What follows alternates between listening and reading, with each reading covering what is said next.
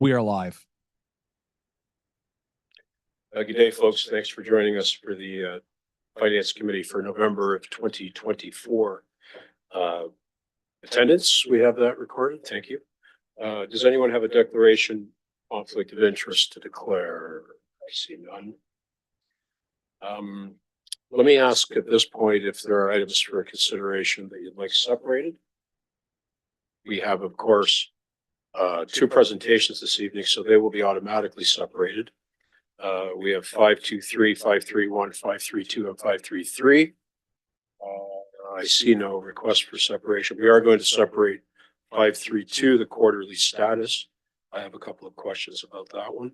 Mover and seconder, please. Councillor Caputo, the mover, thank you. Councillor Carpenter, the seconder. So we shall vote on this. If the clerk could read the items that we are not going to be separating for discussion, we'll vote on them. 532, which is quarterly status. It's not, that's not correct. Yeah, so 532, 533 is the minutes. Okay. Yeah, so we'll be voting on 523, 531, and 533. Okay.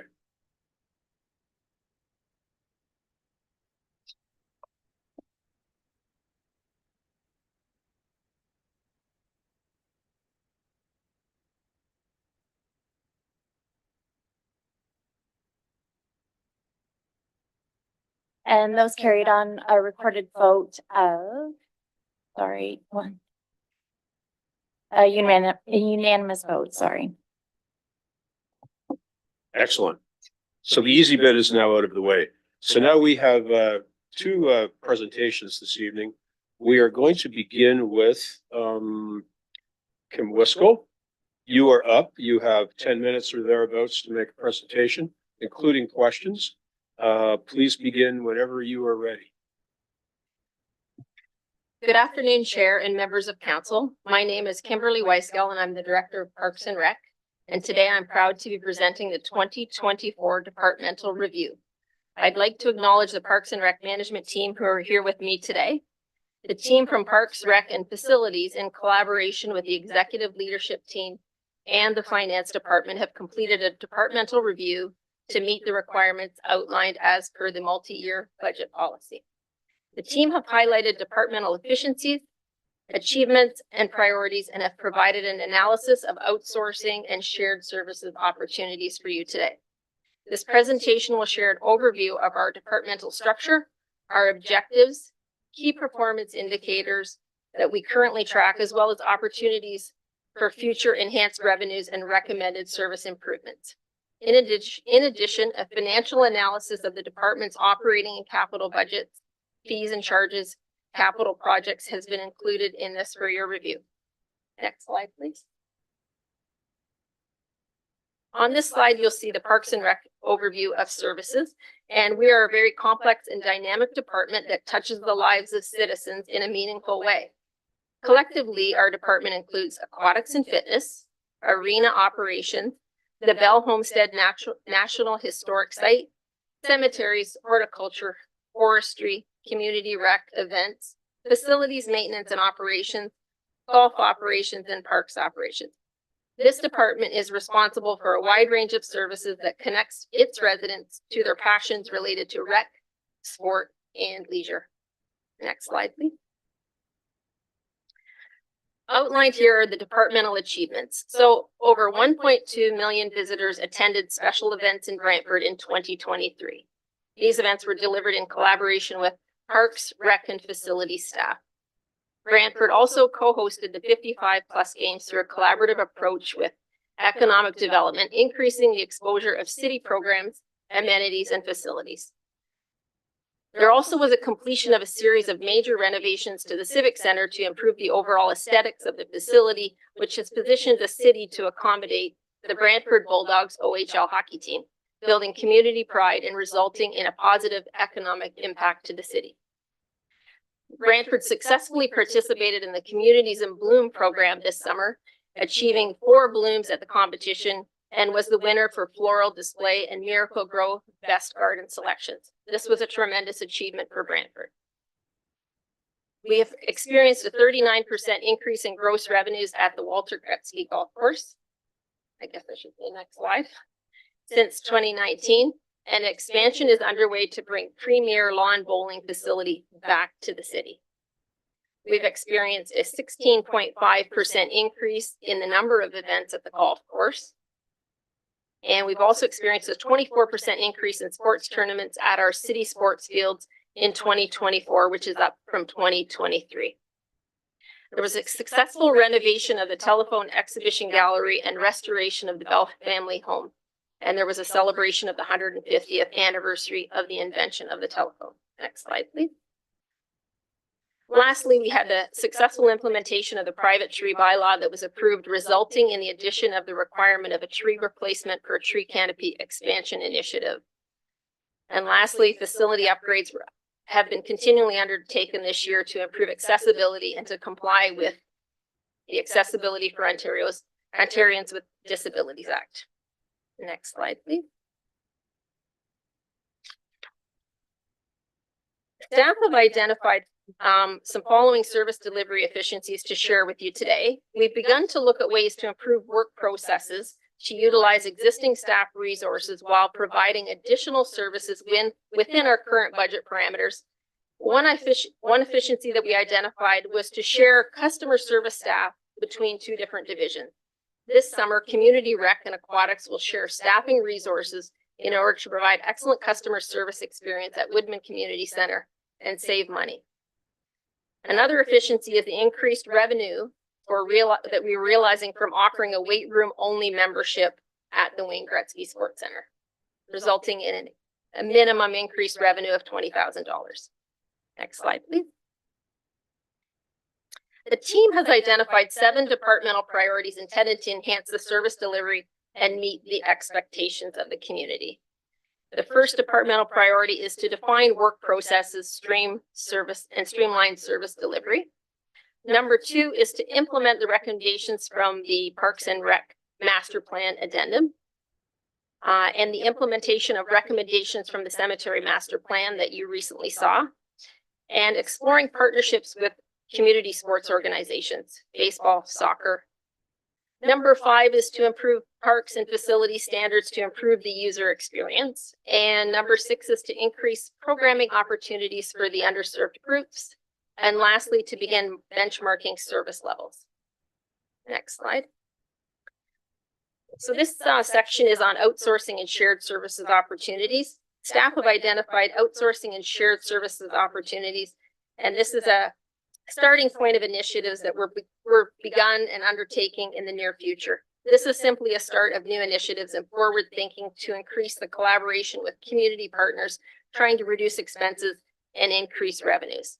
The first source that we're going to look at is exploring advertising sponsorship for rink pad sponsorship and facility namings rights to look for added revenue opportunities.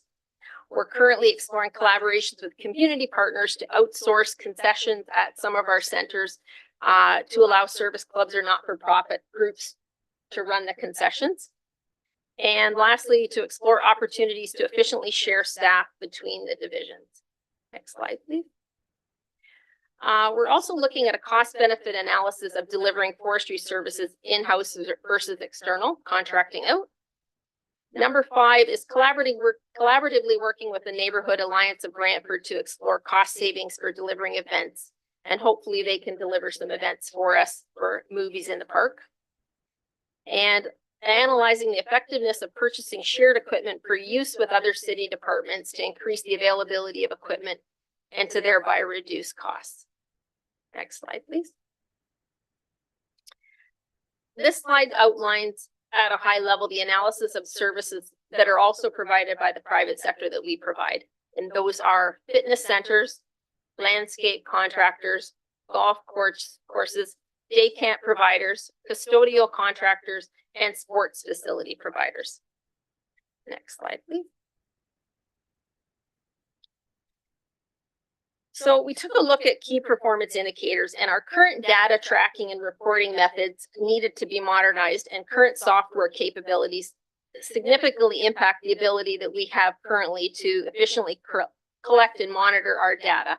to establish key performance indicators so that we can compare ourselves to other municipalities and to make informed decision-making processes.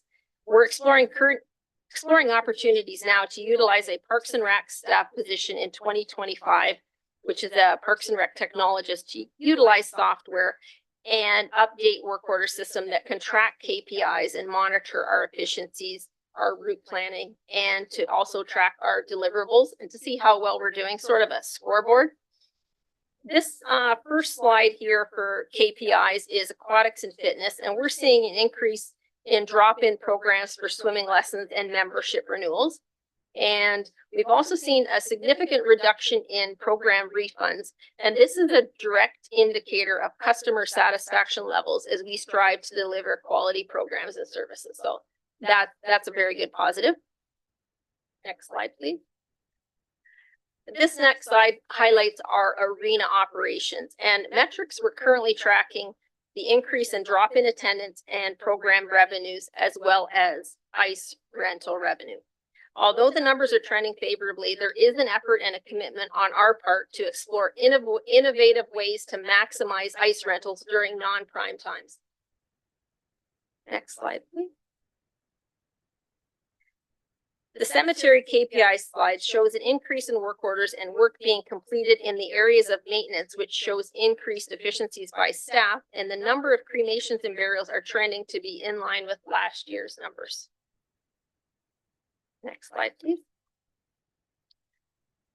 This is the community recreation slide, and community recs are the center of communities, and these KPIs highlighted showcase the impact of rec services that they have on families all across the city. Our day camp programs each summer in 2024 realize a significant increase. We're noticing uptake in that, and our summer day camp programs fill up consistently and quickly, and we are priding ourselves on providing high quality, affordable programming for the citizens of Brantford.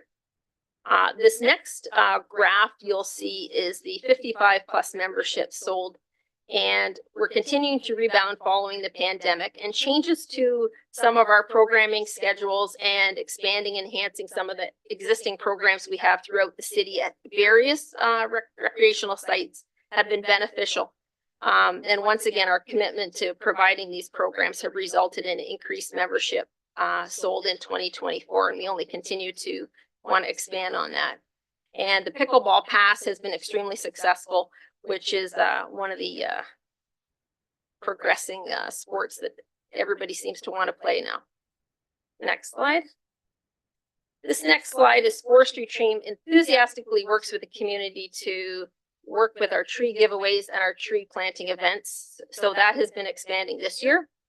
Service requests and stump removal are almost the same year over year. All that slide shows a little difference, but it's only 324 versus 329. And considering that we had a cutback in funding for 2024, our metrics are still quite favorable for work accomplished.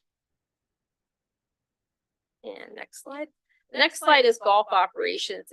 Golf is a good news story here, and membership sales are steadily increasing, as well as rounds of golf enjoyed by members. September 2024 has exceeded all revenue expectations due to the favorable weather that we have been experiencing. As shown on the graph, we're increasing rentals and hosting events and tournaments, which increase revenues and it's giving us further exposure of the golf facilities and amenities. Next slide, please. This next slide is staffing have identified opportunities for enhanced revenue. So the first opportunity is to explore partnering with organizations such as Pickleball Brantford to host indoor pickleball tournaments on available weekends at Doug Snook's Eagle Place and Woodman Park community centers. The second opportunity is to explore further grant opportunities to enhance our facilities and expand programming. And third is to explore sponsorship opportunities. Next slide, please.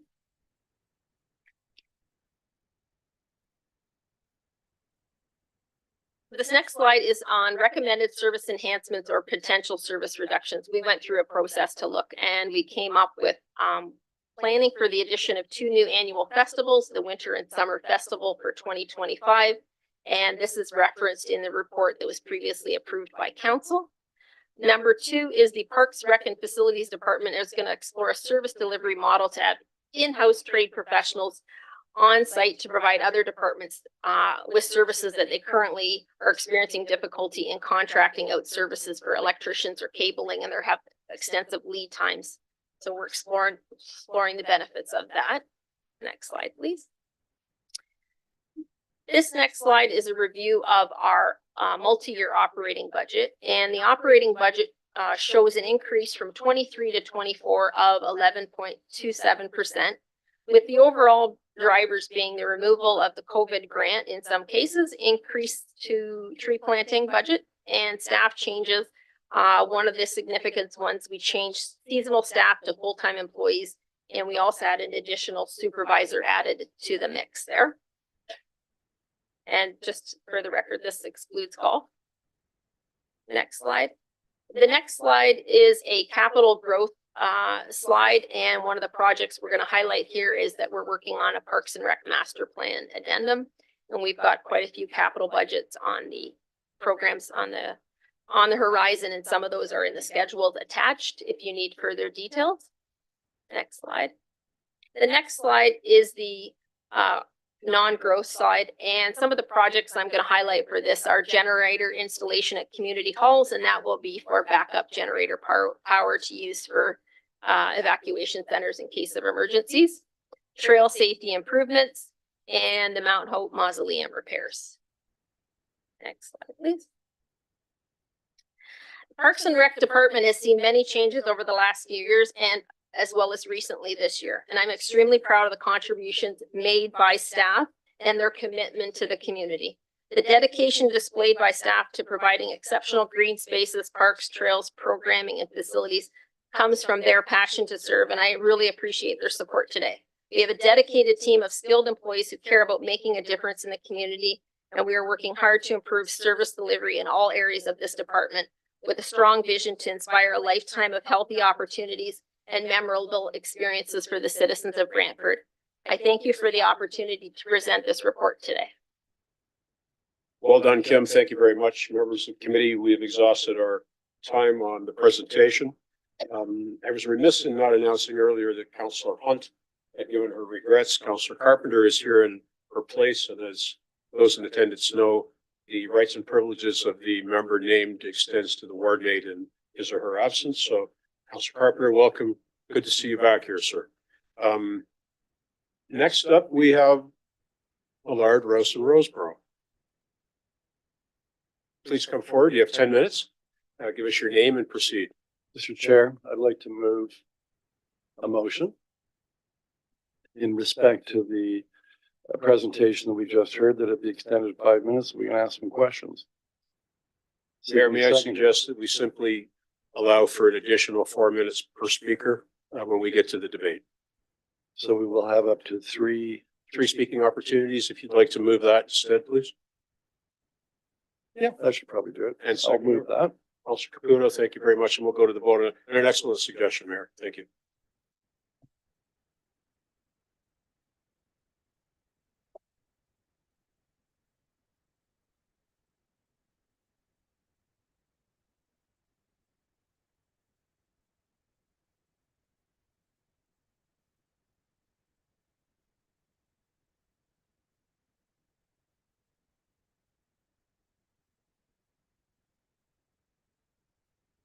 Good evening, everyone. My name is Julie Bates, and I'm one of the partners with Millards that is responsible for the City of Brantford's external audit. I'm just going to review some of our planning letters that you would have received in our package. The first one is our independence letter. So this is a formal letter just confirming our independence with the City of Brantford. It is a part of our code of professional conduct that we are independent with all of our external audits. We ensure that any staff, partners, and are independent within the staff and management of the city that are responsible for the audit. This ensures that our independence, our professional skepticism are not impaired in any way. The letter then details some of the relationships that could exist that we had to consider when we reported on this letter. And currently we are not aware of any relationships between the city that may impede our professional judgment or our professional skepticism. The independence letter also addresses all the fees that were paid for the audit services for the period between December 7th of last year and November 13th to date. All the fees were in compliance with the quoted fee that was approved by council last year. There were no additional fees for the audit for any services that were deemed out of scope of the audit for the current, for the last fiscal year. The second letter is our engagement letter. So this is our contract for the audit of the December 31st, 2024 year end. This is very similar language that you would have seen in prior years. It is a template letter, and I'm just going to highlight some of the items there. So we are pleased to confirm our acceptance and our understanding of the nature, scope, in terms of the audit engagement and all the services related. Our objective of our audit is to obtain reasonable assurance about whether the financial statements as a whole are free from material misstatement and issue an auditor's report that includes our opinion. It does go into a bit of a laundry list of our responsibilities as the auditors. So we will conduct our audit in accordance with our Canadian generally accepted auditing standards, and those standards require that we comply with ethical requirements. As part of our audits, we also will identify and assess any risks of material misstatement. We obtain an understanding of the internal controls relevant to the audit. We evaluate the accounting policies used and chosen by management. We conclude on the appropriateness of management's use of going concern from a basis of accounting. We evaluate the overall presentation, structure, and content of the consolidated financial statements, including all the note disclosures. We then have a little list of responsibilities of management. It is management's responsibility to prepare and the fair presentation of the financial statements, including all the disclosures. And we do work closely with management to ensure any of the new standards that are coming or any new disclosures required are included in those statements. They're also responsible for the design and implementation of the internal control that they see necessary. And they also provide us with timely and access to all information, access to individuals. If they have any suspicions or information about known or suspected fraud, we are in communication with them throughout the audit, and we can dig a little deeper into those particular areas, and also give us unrestricted access to any persons within the corporation of the City of Brantford. Throughout our audit, we do make inquiries of management about the representations of the amounts in the statements. The following page is kind of just the terms of the engagement. With respect to communications, we do use a secure portal called ShareFile to exchange any information. So we're not sending anything through email. So any personal information, if we have any payroll information, and any numbers that pertain to the city all go through ShareFile. So there's no chance of that being leaked to anybody else or anybody intercepting those emails. The back part of the letter is an example of the auditor's report. This is a template letter. It is the exact same you would have seen in the final report for the December 31st, 2023 year ends. With respect to timing, we have received a detailed outline or a timeline of expectations and dates set out for the City of Brantford to complete, as well as us as targets. We have had our planning meeting with management already, and we've all agreed on these timelines. And the fees for this year are as quoted out in the RFP from last year. And we have also received this letter signed back by management to date. And with respect to the auditor's report, we don't expect any changes from that example letter in the engagement letter. The third letter is just our planning letter. It is a requirement with our accounting standards that we prepare this. The purpose of this letter is to provide effective two-way communication between ourselves as the auditors and our role, as well as you as the oversight body with respect to the finances. The letter talks about the auditor's responsibilities. They are obviously the same as outlined in the engagement letter. And it also has a list of the responsibilities of the finance committee. If there is anything that you would like to discuss or have us look at, if for any reason, you can please contact myself, Jennifer, or Whitney, and we'd be happy to discuss any of your thoughts, and we can definitely report back to you on that. When we do prepare an audit, we do base things on materiality. With the size of the organization, this year's materiality has been set at $9 million.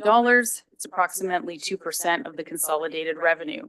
This is just an audit number that we determine if we find any differences in calculations. We put them on a list of summary of unadjusted differences, and we can evaluate at the end. If we do have any that we feel go on there, we do discuss with management, and they make the necessary decision if things want to be adjusted or not. I can report last year and probably the last few years, we have not had anything on that unadjusted list. So everything has been adjusted and we are satisfied to that degree. We're not made aware of any significant changes or that impacts the city during the year with respect to any controls. And there have been no significant changes in the accounting policies or control systems for the current period. With respect to internal control, we do get an understanding of that control, but we do not offer an opinion on that. But it is our requirement if we find a deficiency in that control that we do report that back to you in our findings letter at the end. But we do also at the time inform management, so any corrections can be made. And once again, if there are any specific areas that you warrant any particular attention, we'd like us to undertake any procedures, please let us know. With respect to the audit findings, at the conclusion of the audit, we will discuss anything with regards to significant matters, if we had any difficulties, any qualitative aspects, if there were any uncorrected misstatements, and just any other matters of governance of interest. And lastly, just to bring to your attention, in the other matters paragraph, we ask that if there is anything that you would like to discuss, once again, that you're aware of, we would like, with regards to future plans, contingencies, events, decisions, non-compliance with laws, regulations, potential litigation, please make us aware and we can focus on those particular areas as part of our audit process. Thank you. Julie, thank you for that. Members of the committee, are there any questions? Seeing none, I will thank you for your presentation again.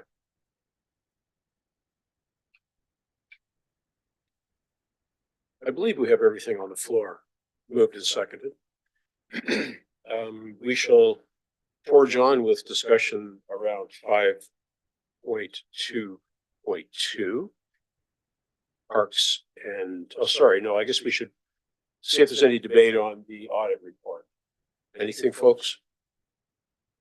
Okay, we'll go to the question.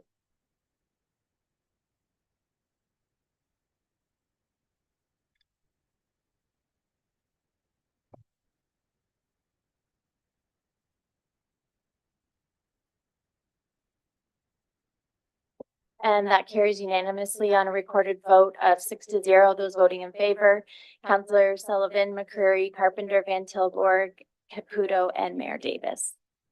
Thank you for that. Now on to 5.2.2, the departmental review of parks, recreation, and facilities. Speakers. Councillor Caputo, go ahead, please. Thank you, Mr. Chair. Through you, could I just get a question to golf, first of all. Do we have somewhat of an idea of what profitability is for the 2024 season to date? And how that would probably compare to last year's number?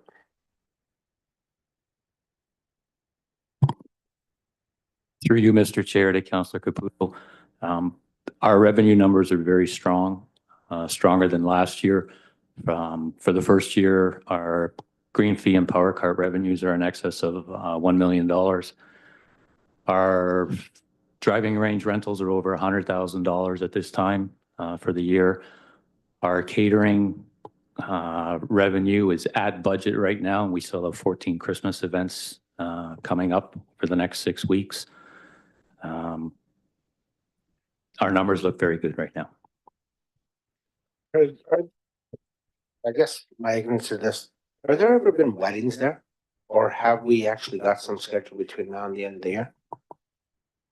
We had 2 weddings this year. We've already got 5 booked for next year. We haven't got any booked between now and Christmas. Thanks, man. I guess my next question is with arenas and more of the aquatics, fitness and so forth. Is there a specific target market we're looking at? Like, I mean, when I look at everything that's happening in the city right now with Crunch and World Gym and one that's opened up in the West Brand area and so forth. I don't really see a lot of activity happening at the Gretzky Center, and I'm wondering whether or not, I guess, are there still a lot of walkers there in the morning, walking the Gretzky Center around the pad? Because that used to be something that I haven't been in the inside that building at that point for at least 4 years. And what are the chances of getting those individuals to get memberships? Through the chair. So yes, we've been able to identify a couple of our different populations. What we're currently working on right now is to identify how many specific programs we have per population. And so that way we can increase it to ensure that we're meeting the needs of all of our populations. In terms of the walkers, we have seen an increase in memberships for our 55 plus members and also our adult members. We're seeing a significant increase from our memberships last year. Good, thanks. And my last question, I guess, would be to Kim. Have we ever considered the selling of flower beds throughout the city, advertising, that kind of stuff? Just to be able to offset costs and at the same time probably have an increase if we were able to do that? Through the chair, one of the conversations that we had throughout this was to look at flower beds, because in the previous municipality I worked at, we did keep the city blooming, and we had a very favorable revenue stream from those flower beds. So that is something that we can definitely look at, because it is a great revenue source, and it is also great advertising for the companies that sponsor the flower beds. Have we ever considered putting some flower beds around the Gretzky Center, even though we do have some ability to do that, which would be an added venue, but at the same time selling them to a specific vendor for that? Through the chair, that's something we can certainly look at for 2025. I think that's it. If I think of anything else, I'll let you know. Counselor, thank you for that. Other speakers? Mayor, you have the floor, sir. Yeah, I've got a question about, it's in reference to arenas, and in particular, the Civic Center. And of course, the Civic Center has been upgraded, including air conditioning HVAC units, which makes the building more user-friendly in the summer for sure. But I'm wondering what effort is, since now it's a 12-month facility, a facility that could be used 12 months of the year, what are we doing and what is the plan to attract other events to the Civic Center beyond Bulldogs hockey or any of the other regularly scheduled events or programs that take place there? So through the chair, currently we're looking at expanding it to have concerts that will fit that seating capacity and other events that we can sell and rent and make revenue. We've also just entered into a new agreement with the Compass Group for expanding food and beverage services there, so that if we do start to have events and increase revenue there, that we also have the capacity to have food and beverages on site now available through Compass. So what is the detailed plan then to market the Civic Center? Like who's going to do it and how will they do it? Through the chair, my suggestion would be, based on just having completed this report, that we come back with an updated memo on how we will proceed with monetizing the Civic Center with economic development assistance.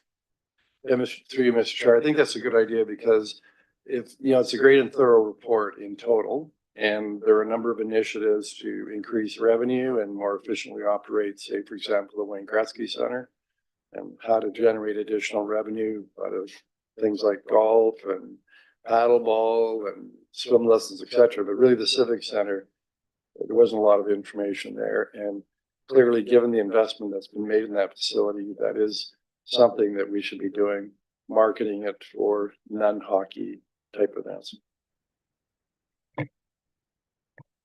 And do you need direction to do that, or staff can be doing that anyways?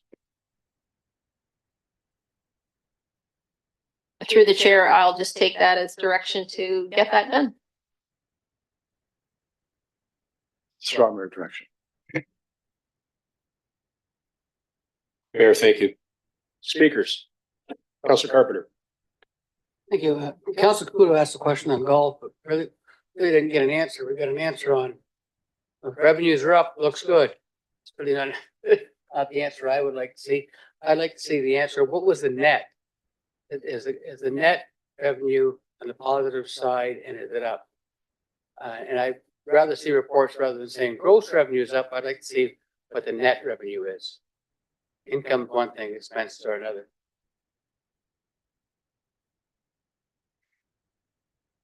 And Through the chair, we anticipate the transfer to reserve balance for 2024 as of today's date to be 408,000 this year.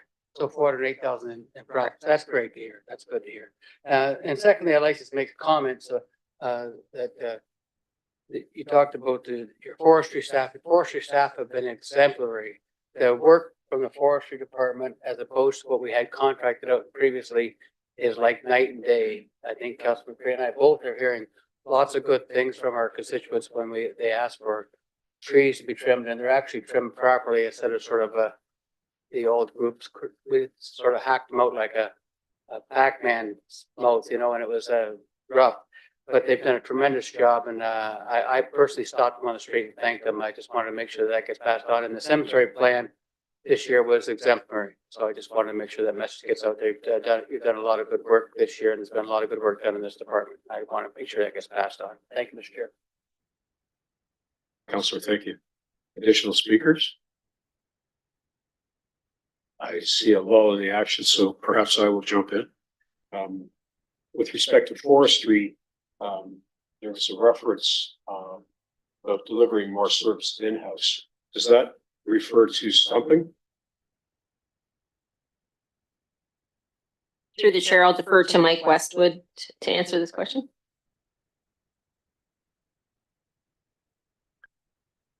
Through the chair, to the chair, sorry.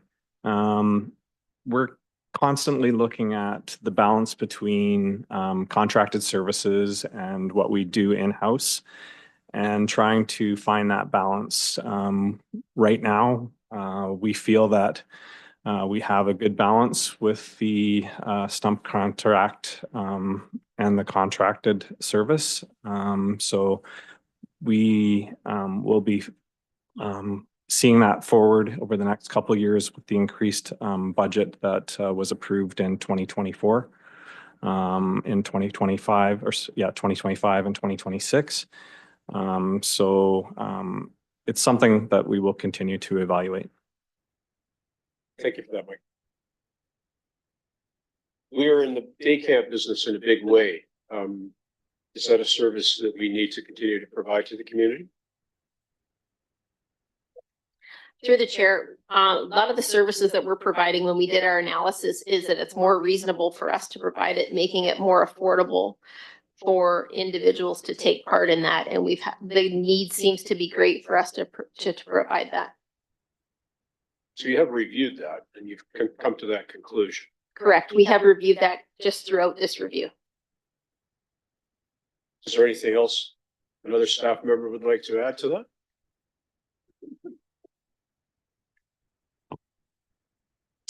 To the chair.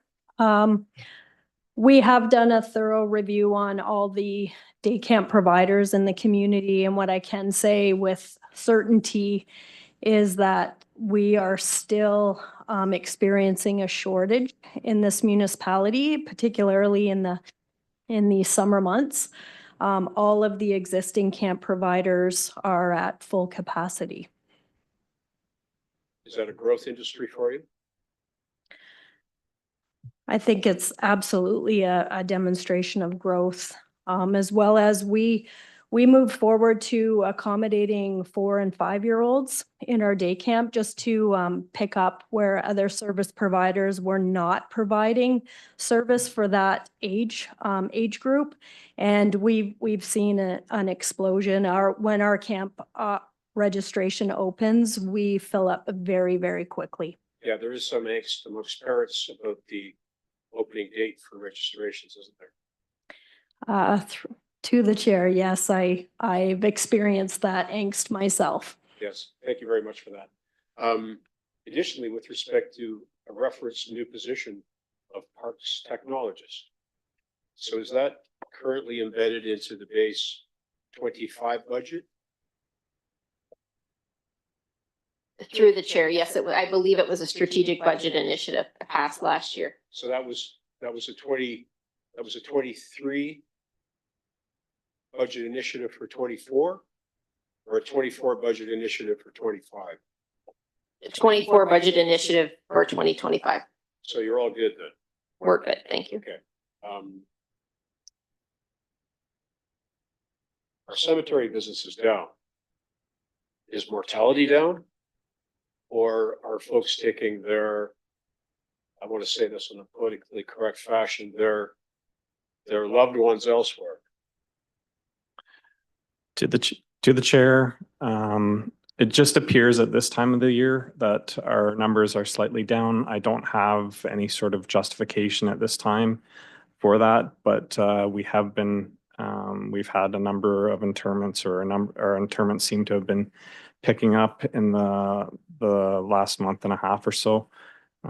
So I would, wait till the end of the year to make a determination as to In case what. there's a last minute rush? Essentially, yes. Okay, thank you. That actually does happen, I think. You see a lot of folks succumbing around the holidays. Councilor Caputo, I'm going to go to you for a second since I don't see any first time. Thank you, Mr. Chair. Carnivals. So we're leading with the winter carnival in 2025 and then summer, or are we going with summer and then leading up to the winter, the upcoming season? I was under the impression we were doing summer before we did winter, but that's not. Through the chair to Councillor Caputo, we are going to initiate a small winter carnival as per the report. And then the full-fledged summer festival will take place in 2025. And if I can ask Joelle a question, can I just get an updated balance on the council reserve fund? Just out of curiosity. Through the chair to Councillor Caputo, I believe you're referring to the council priorities reserve. I believe it's about $800,000. Okay, thanks. Councilor, thank you. Additional speakers? Mayor Davis, go ahead, please. When I was looking at some of the fees, and thank you for showing them in relation to what other municipalities charge in respect to similar facilities and programs, and also what is being charged by private operators. But so when I went through that, it seemed to me that we have intentionally priced a lot of our programs less than what other municipalities might and less than what private operators charge. Is that the case? And if that's the case, how do we make that decision? Given that it would look like the market can afford to pay something more than what we're charging. Through the chair, which program fees are you speaking, referencing? Yeah, well, for example, golf, like season passes on golf, and some of the fees charged for summer camps and some of the other programs. Like if you go through it, you can see it whenever there's a comparison to other programs, either private or other municipalities. And I'd have to go through it, and there's quite a lot of them there. But I noticed that some of them are priced less than, let's say, our competitors. Through the chair, I'm not sure we did that consciously. I think that's what the fees were. And then when we did the comparison, we noticed that we were a little more reasonable, but we're in the not-for-profit sector. So I think maybe some of the fees for some of the other areas, that's what they're looking at. But we can actually look at what the actual cost is for us if you would like, and come back to see, because I don't have the history of how those fees were determined. Yeah. Okay. Well, another question I have, totally unrelated. The aquatic center and the Wayne Gretzky facility. So I'm talking about the two pools. What is the actual cost? Like, how much do we underwrite the operation of the pools and all the programs there?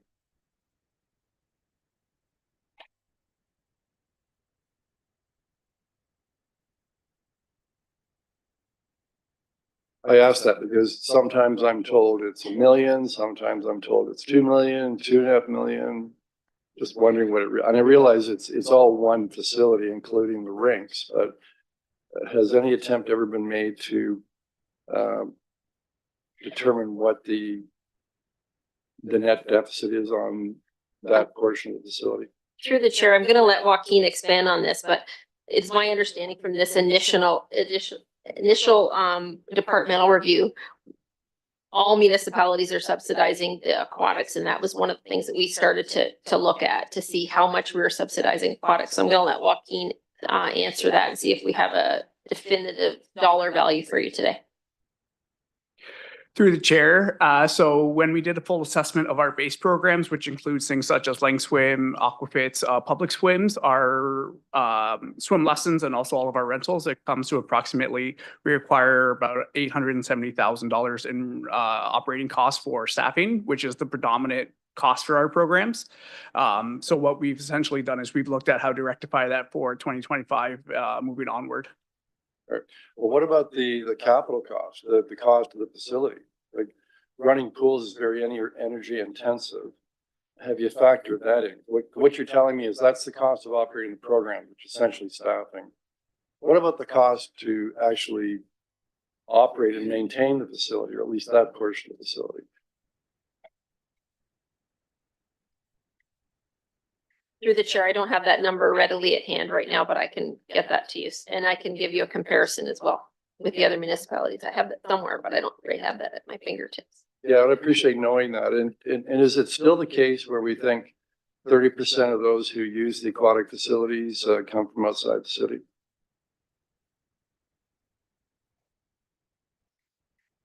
Through the chair, that's correct. And in terms of the other question, in terms of how much other municipalities have subsidized in doing some of the research, they were subsidizing their aquatics departments by about 30% tax supported, approximately 30 to 40%.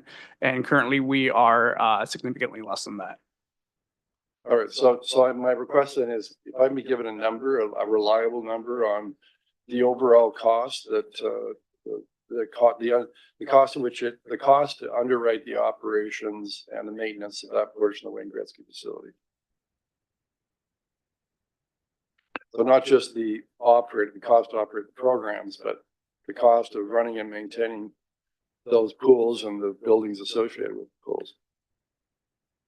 Through the chair to Mayor Davis, the expenses of the facility are under the arena portfolio. So it's very difficult to determine how much electricity goes to one side or the other. Natural gas is the same. Janitorial and maintenance, it's all under the arena portion of the budget. So we can look into that for you, but it'd be very difficult to split out and determine what's going where. Well, I realize you can't do it precisely, but would you be able to ballpark it with looking at what you got in the way of available data? Through the chair to Mayor Davis, yeah, we can definitely do an assessment and try to be as precise as possible and get that for you. Okay, thank you, Mr. Chair. Can I just add something through the chair? Finance has just assured me that they did that exercise for the SEC and that we can do that for you. Yeah, I'm not looking for a lot of staff time to be spent. I don't need to the exact dime. That would be just ballpark it. Mayor, thank you. Additional speakers. Well, I'll jump in again. With respect to forestry, we have a spring and fall tree planting program. Could you advise who it is, whether it's our staff or whether it's the contractor that decides upon the planting locations?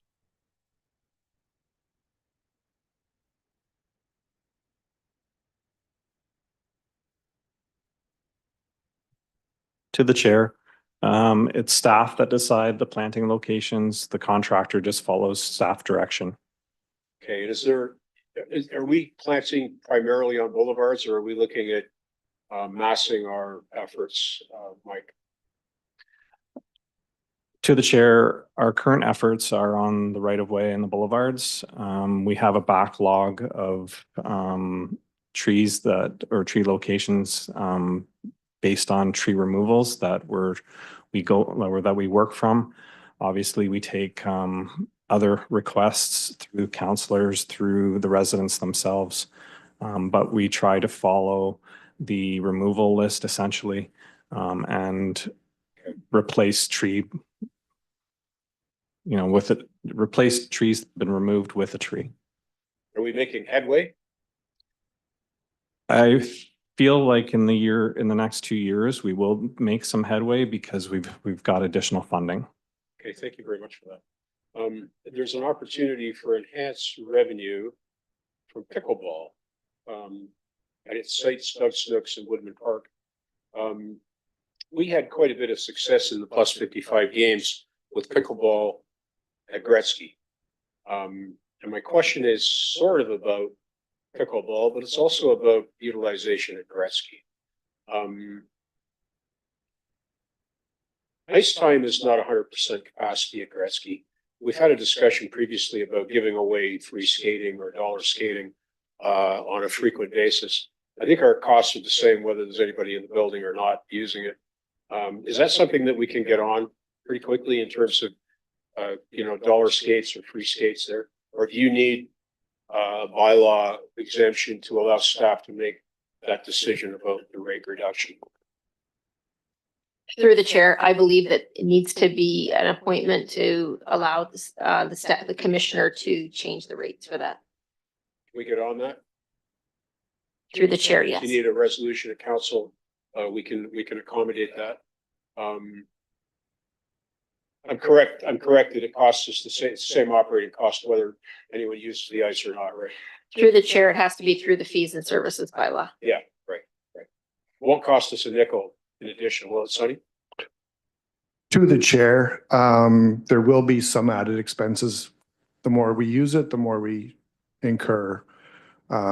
Utility demand, water, hydro, gas. Staffing costs aren't going to go up, they're there. Yeah.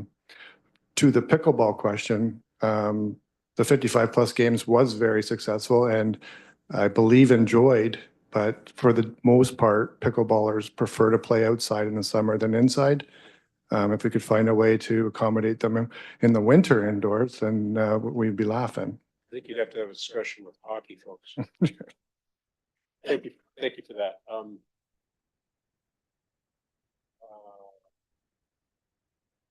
Those are all my questions.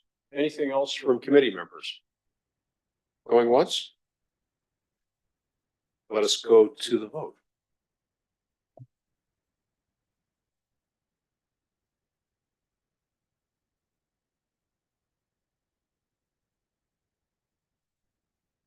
That carries on a recorded vote of 6-0. Those voting in favor, Councillor Sullivan, McCreary, Carpenter, Van Tilburg, Caputo, and Mayor Davis. Thank you for that. The only remaining item is 532 quarterly status, and I did separate that, and I will set the timer. I'm going to ask a few questions about contracts that have been let. Hopefully, we have folks here who can address some. The addendum to the Parks and Rec Master Plan. This is the first renewal of that in how many years? 10? 12? Lori, Dawn, do you know? Through the chair, can you repeat that? The fan here is running and it's very hard to hear. I know it's the acoustics in here are awful, aren't they? And yet, if you whisper something in the hallway, you can hear it at the front door. It's on the list of contracts that it's 2024-52, the third item in the chart, and it's the addendum to the Parks and Rec Master Plan.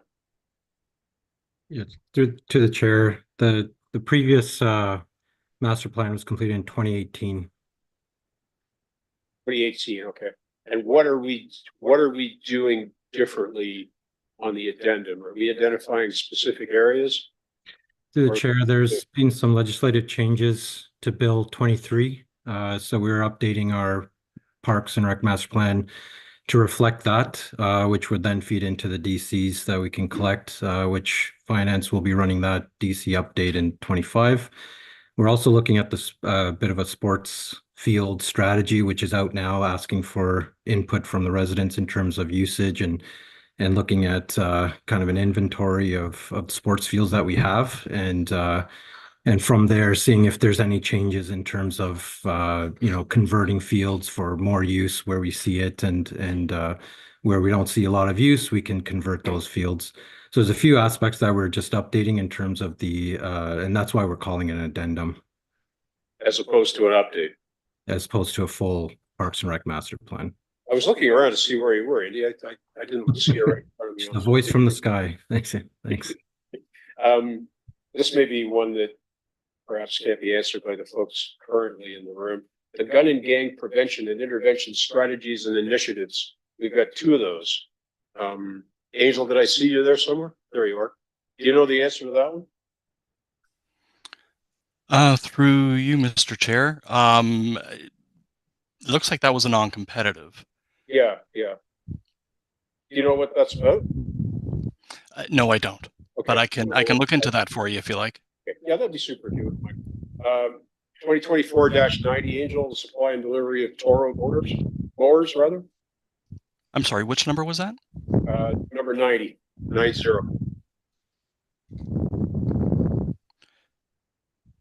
Toro mowers. Okay, that looks like it was 3 mowers that were that went through a solicitation through a GPO. Do we specify Toros, or can anybody get a shot at that? That would have been Toro Motors. It would have been Toro. Yeah, but is that our spec, or is that what they bid? You know? That would have been what we spec'd. Okay, thank you for that.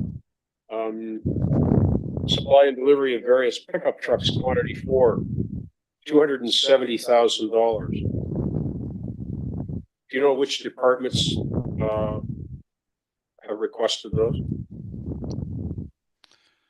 I could look into that for you as well. And number 98, the front end loader, is that for the landfill?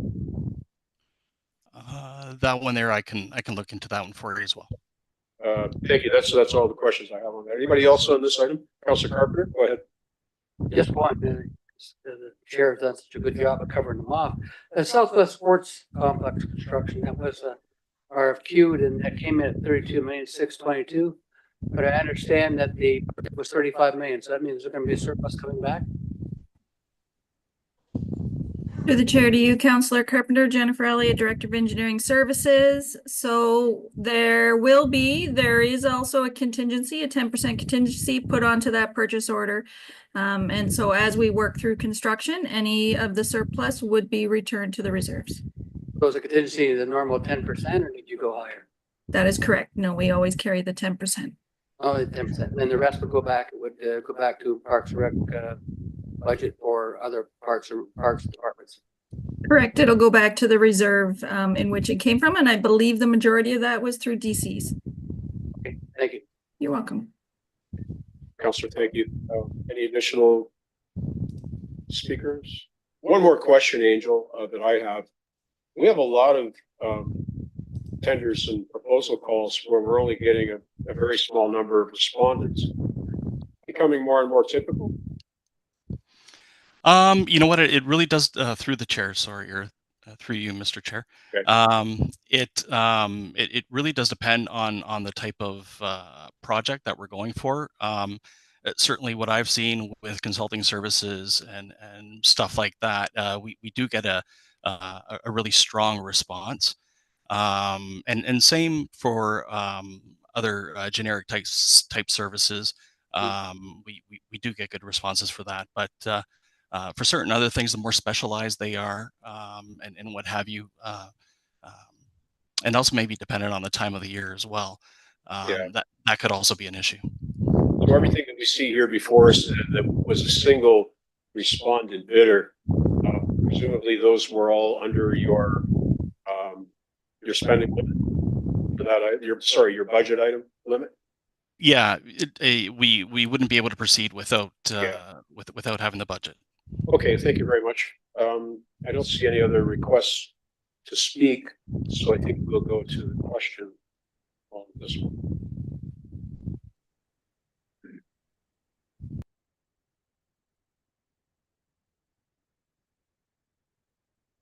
That carries unanimously on a recorded vote of 5-0. Those voting in favor, Councillor Sullivan, McCurry, Carpenter, Van Tilburg, and Caputo, noting Mayor Davis has left the room. That concludes our business. I want to thank everybody for being here today. Tremendous volume of work. Congratulations on that. And see you at budgets.